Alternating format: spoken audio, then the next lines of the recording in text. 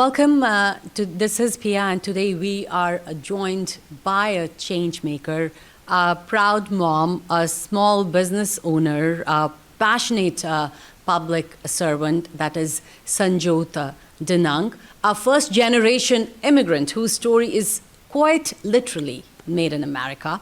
From babysitting at age 9 to building a successful edtech company, from raising 3 boys, including one in the military, to shaping economic policy at the national level, Sanjyot has never backed down from a challenge. Now she is stepping up to run for Congress in Illinois' 8th district, offering common sense solutions for working families and standing up for the American dream. So first of all, welcome Sanjyot to ITV Gold. Thank you so much, Pia. It's a pleasure to be here, and thank you for having me on. Thank you so much for coming. And your campaign message is that you were made in America. So what does that phrase personally mean to you? I think that made in America is a state of being. It's a mindset. And for me, it's really about embracing sort of the values of what America has to offer, all of us as immigrants. Hard work, service, community, freedoms, independence. As you said, I'm a first-gen immigrant. I landed in Des Plaines at the age of 6 from India with my parents. They really embraced that concept of being hardworking, really sort of pull yourself up by your bootstraps kind of approach that so many of us as immigrants do. So the Made in America is how we harness this economic opportunity that we come here for, and what we are able to make of it, that American dream. And while I was reading your biography, you have worn many hats. Single mom, caregiver, businesswoman, advocate. So tell me, what moment in your journey made you decide, hey, now is the time to run for office? You're absolutely right. And like many of us, right? Many of us wear multiple hats throughout our life. I think that the moment that it really started was maybe in the last few years. I had gotten more politically engaged. I like to say before 6 years ago, I was politically opinionated, but maybe not so politically active. I was raising 3 boys, taking care of aging parents, raising a business. Anybody who has a business knows that it feels like your child. So really very focused on that. But I got more and more involved. And I started listening and hearing from people. People were telling me about their hopes and their fears. They were deeply concerned about the economy. They were concerned about the state of education, state of democracy, climate, a number of issues. And so as I continuously engaged with people and were hearing this, at the same time, people were nudging me to sort of consider running for public office. And it wasn't necessarily something I had planned. I thought I might go the appointment route. As you noted, I was on Biden's foreign policy working groups, focused on international trade. But the opportunity emerged. Raja, who is a friend and is running for Senate in Illinois, it's my hometown. It's where I grew up. It's where I went to school. It's where we have deep roots. We still have our family home. And so it made logical sense. And I'm by nature a workhorse. I'm the kind of person who rolls up her sleeves. If you say there's a problem, I roll up my sleeves and set about trying to find the best solutions and then implementing them. So that's really why I got involved, is I'm really frustrated with the lack of common sense solutions. People wanted change, but we want responsible change. And that's where I'm really focused, is how do we make people's lives better? So, as you are saying that career politicians, they have failed to deliver, basically. So tell me, what are 3 specific policies you believe can change, make a real change for working families right now? So when I'm out in the district, in my community, and just sort of people at large, right? We have a large South Asian community in my district. Tammy Duckworth had the seat before Raja, and Raja certainly has it now. But the 3 issues that I hear the most, and that I'm very focused on, first, economic. Everybody complains about the high cost of living, but it's not just about cost, it is about opportunity. How do we make sure that everybody has access to a level playing field with opportunities for the future, whether you're a small business, whether you are working in a manufacturing or service industry, really making sure that people have the training and the learning. So those are some of the areas that I will be very focused on, and I'm happy to get deeper into them, but making sure that there's expanded opportunities for education, vocational training, apprenticeships, lifelong learning. That's the kind of business I built. So this is an area that I have deep expertise. It's not just K through 12 and then you get a college degree. The jobs of the future are going to require that we continuously learn new skills, whether it's because of technology or whether it's changing geopolitical issues. The second area that people are very focused and concerned about are Medicare, Medicaid, and Social Security, programs that everybody has paid into. They are programs that they expect to have. And so we certainly want to preserve and protect, but there are ways to improve them. And an area where I talk a lot to people is about how do we make sure people have the ability to age with dignity. And aging with dignity just simply means that taking a look at how Medicare is spent, we don't need to increase the budget. We simply need to rearrange it. So, for example, making sure that people have access to home care services, maybe on a sliding scale by income. But right now, we penalize people for being middle class. You make just a little too much money and you don't get services. My mother was disabled. She had muscular dystrophy. I saw firsthand how difficult it is to navigate the system if you are disabled or if you are aging. And then the third area that I'm very focused on, which is of great importance to our community, is what I call pro-immigration reform. What does that mean? It means that we need to fix our immigration system, but border security is not immigration reform. We know as a country that we need more skilled and unskilled workers. In fact, unless you're Native American, we're all immigrants. America is filled with immigrants. It's just a question of when you came and how you came.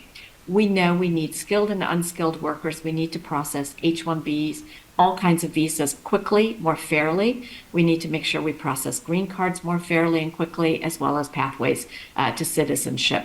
But what we want is the same transparent, available rules for everyone. What I hear from people in my district is everybody wants transparency. We want to encourage people to follow the rules and not cut in line with that process. So, Sanjyot, like you have made it clear that you are not like a career politician. How would you work like across party lines to get things done in today's like divided Congress? You're absolutely right. I think that, bringing that small business lens, you'll know how to build bridges with stakeholders, especially with stakeholders who may have a slightly different perspective. I liken our political system to two teams. There's the Democratic team and the Republican team. But what I'm hearing from everybody in my district, Democrats, Independents, and Republicans, is that they're dissatisfied with the status quo. People feel that politicians are putting politics over party or people.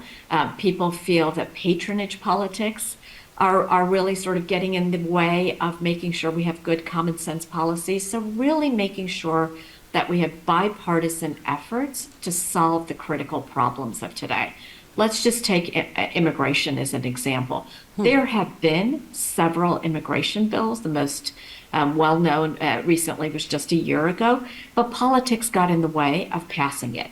And now we have a broken immigration system. We have rules that are applied unfairly and randomly. Somebody shouldn't be plucked off the street and simply deported without proper due course. So we need to make sure that we champion and prioritize some of these reform policies, and we can do so with bipartisan efforts. Bipartisan efforts are really sort of the way of the future if we want to solve the biggest problems facing us today. So, and tell me one thing, like, what does this common sense regulation mean to you? And can you like give an example where innovation and government can work hand in hand? Yeah, I think the most common ways that people know this is locally in their communities. For example, housing. what kind of permitting and what kind of reforms are needed to make it easier to build. We have a shortage of housing, 3 million housing units short nationally. We need to make it easier for people to get a permit to be able to build. The same goes for infrastructure, right? Whether you're building roads, whether you're building clean energy, whether you're building all sorts of different things, manufacturing.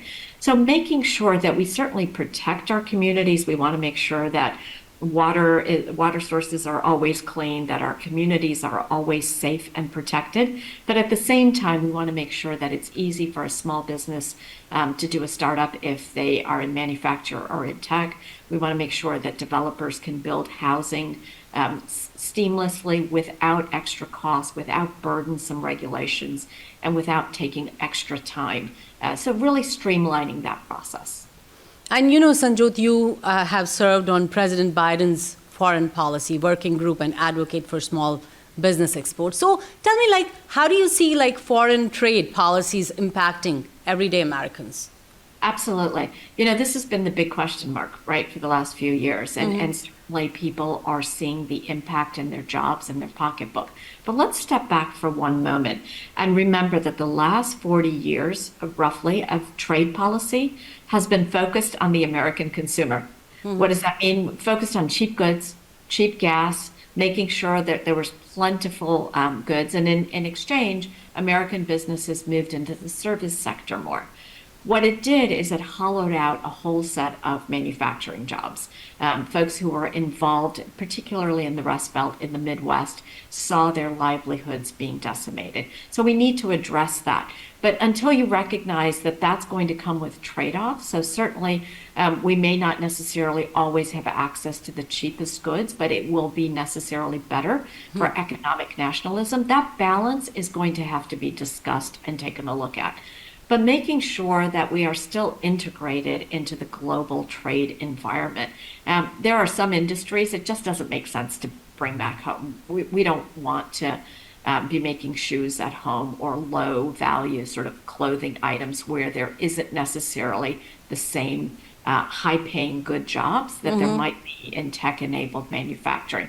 So really having those more honest conversations with people in the community helps them understand that what we need to do is invest in those high quality jobs, which means, do we have the right education systems in place? Does everybody need a 2 or a 4-year college degree, or can some people choose vocational training and apprenticeships? And making sure that we have that infrastructure in place. I think that what people are starting to realize is that the economy and the world stage is changing, and we need to change with it. And, as someone involved in organizations like the Truman Center and UNICEF USA, so how would you balance American leadership abroad with needs at home? Absolutely. I think that right now we are getting a lot of rhetoric and a lot of people talking about bringing everything home.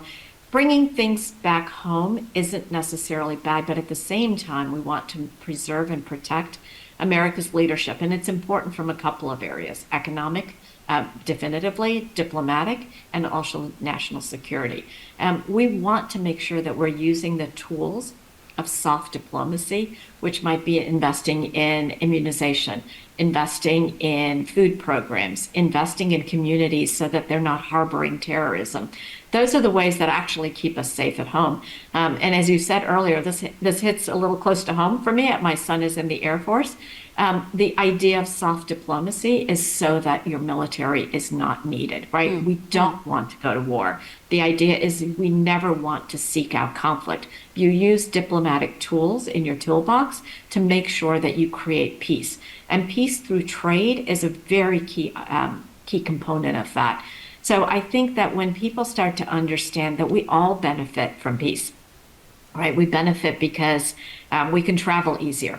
We don't worry about dangerous zones. We make sure that our goods and services are both coming to the US, but also that we can sell globally, that we're safer from diseases, that we are safer from having challenges with climate change, with border security and things like that.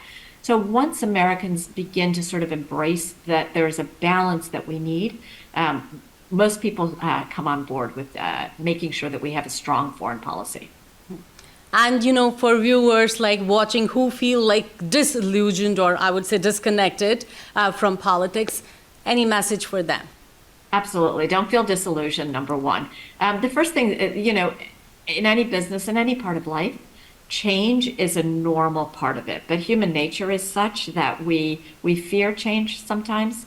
We're resistant to change, but it's all part of the process of life. So the political process is not a state of being, but it's an action item. I always say that democracy is a verb. It is not just something that is an adjective in front of our sentences. You have to participate. Mm-hmm. And what does that mean? Learn about the issues, diversify your news sources, learn about what's important, but also share what's important to you. Get involved in your community, get involved in your state, get involved in national and global issues, whatever is relevant to you, not for profit as well as political. We are all part of the same ecosystem, our society, and we all want a better community. I think the number one thing that I hear when I'm out talking to people is we all value home, we all value community. We want a better future for our children. We're just trying to figure out the best way to get there. And I think when you start to focus on shared values, you see that we have a lot more in common. And then it's a question of how do we make sure we roll up our sleeves and as workhorses go forward with that. And the last question that's coming to my mind is, why should people vote for you? Thank you. I think that it is time for change. You heard me earlier say I'm hearing it from everybody in my district.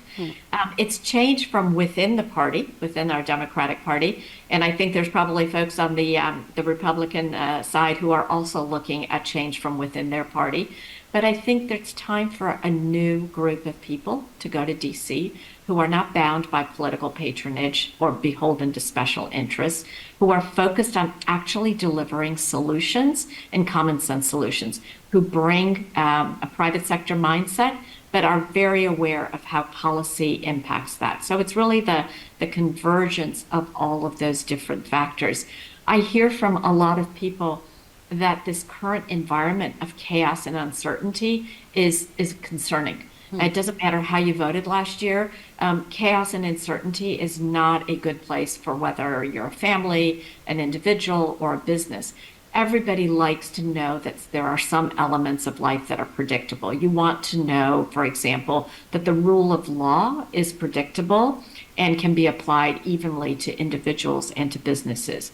As a business person, you want to know that the rules of engagement for your company domestically and internationally are going to be the same today as they are in a year from now, especially when it comes to supply chains. So people are looking for responsible change. They just want a new crop of people. And that is really why a lot of people are really embracing my candidacy. You know what? I would like to thank you. Thank you so much for talking to us and wishing you all the best. Thank you so much, and thank you for having me. Happy to come on again. Thank you.